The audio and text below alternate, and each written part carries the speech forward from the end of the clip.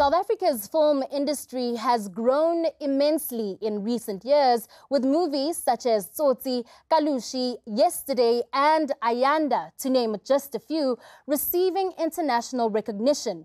Despite that growth, there are challenges: a lack of funding, equipment and support at the cinemas.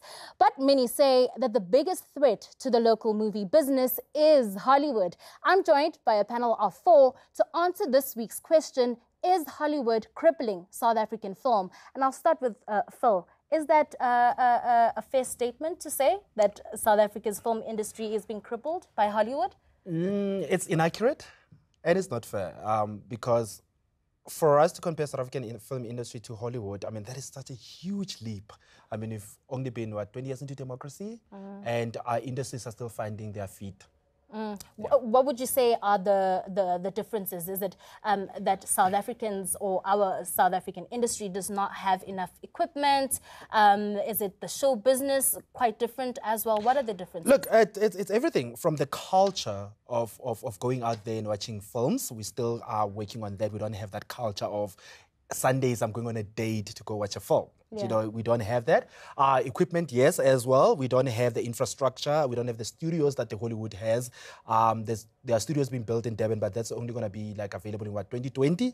You know, and just even the personnel for different skills within the film industry are limited to the education that we have in tertiary in South Africa. Yeah. Sine, you say that South Africa is being crippled by Hollywood. Yes, indeed. I think Hollywood has set up a certain standard, and we as South Africans are trying to meet that certain standard and being conditioned to meet that standard, knowing very well we can't because we don't have resource. We don't have the following, and we also can't tell the stories the same way that Hollywood stories are told. We have our own culture in telling our own stories. And we are being crippled because we're trying to idolize and meet that standard. Yeah, yeah. Bohang, do you think we should be then conforming so that we make more money? Conforming to industry standards of Hollywood, I guess. Conform, why? Because you look at Nigeria, they have their own film industry. They're not conforming to what Hollywood's doing. They're not waiting to say, okay, no, let's try and do things the way they're doing. They're just doing their own thing, and for them, it's growing and it's working.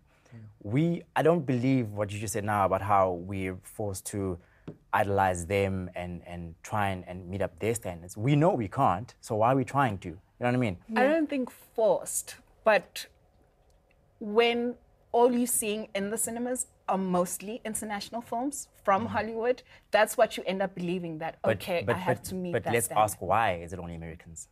Because they have the money. Why? They do have the money. That's fine. They have the money. They have the money because... But why can't we capitalize on our own resources, on what we have? And I want to quickly introduce Dylan. Why do you think we're not capitalizing on it, Dylan? Why?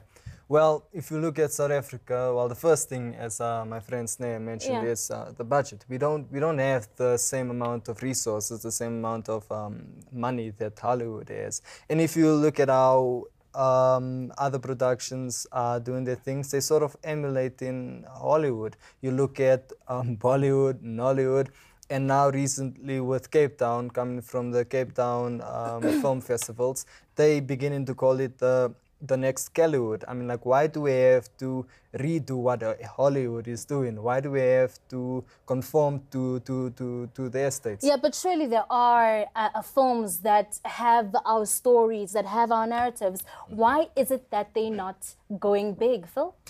Look, I think sometimes we need to remove emotions from show business. It's called a show business. It's business, guys. Do you know what I mean? So, what do you mean by that? Unpack that for me. I mean, number one, if your film does not have a target market in South Africa, if your film is not packaged in a way that is going to attract a South African market, it's not going to make money, local or international. Let me tell you something.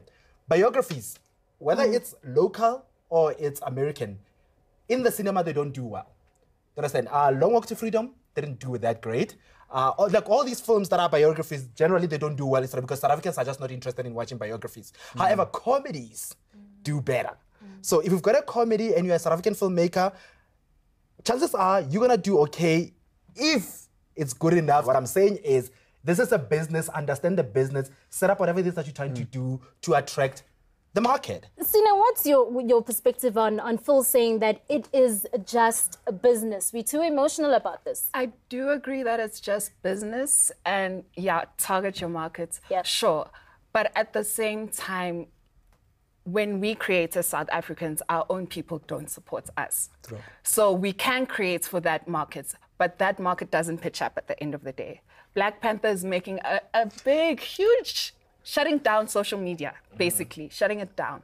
But the wound was shutting it down because, no, we can't do it because it's our story, it's sacred. We should hide it. Instead of actually appreciating the craft of, this is what we're doing as South Africans. Yeah. But that's the problem, though. Why do you think then, if that's the way we react to a movie like Ingleba, why do you think an investor should fund our films so that they can be seen if people are afraid of the truth? The other issue that we have in South Africa is that we cannot promote our own products. I mean, don't tell me about money, because there are many innovative ways to promote things. Yeah. And you can't just blame the consumers for that. Yeah. The people that are making these products also need to get into a point where they learn about marketing and promoting their products. Yeah. Dylan, do you think that the South African consumer is totally okay with, international celebs taking over those roles, South African roles? I'm personally not okay with it. I mean, you look at local films, support from consumers, they are not there locally. You look at how Black Panther has gained consumers from South Africa, and that was an immense amount, I'm looking at Mandela films. Can either of you think of one actor from South Africa who has played Mandela? But he said it though. It's all about the market and who's going to sell tickets. I'm actually surprised that Bahang is on this side of the table. Because you are an actor. You know what? As an actor, I am on this side because I feel like we need to get away from this victim mentality in South Africa of they taking our stories and telling our stories. If you had to be in a case where you are literally going for a specific role, let's say Michael B. Knight, and you don't get it, how would that make you feel? I mean, for me, I'm as an actor, I'm used to rejection. I'm used to auditioning for things and not getting it for whatever reason. I don't even know, right? Whether it's I'm not popular enough or whatever. But I understand the business, and I know that in America, for instance, movies get greenlit. They get the green light purely because an actor is attached to it. A movie will get a green light because But DiCaprio do you is not attached. want a situation where, when your name is attached to a movie, people actually come through? Yeah, but that's irrespective of But then that's your on nationality. That's on me to push my craft. Yeah. That's on me to make sure that I am at a level. Is the industry performance-wise, allowing you the bankable. space? Does the industry have the space to do so? Of course, I mean, I think it's all an individual effort. If you want to grow as an actor, you can. It's all up to you, the effort that you put into your craft.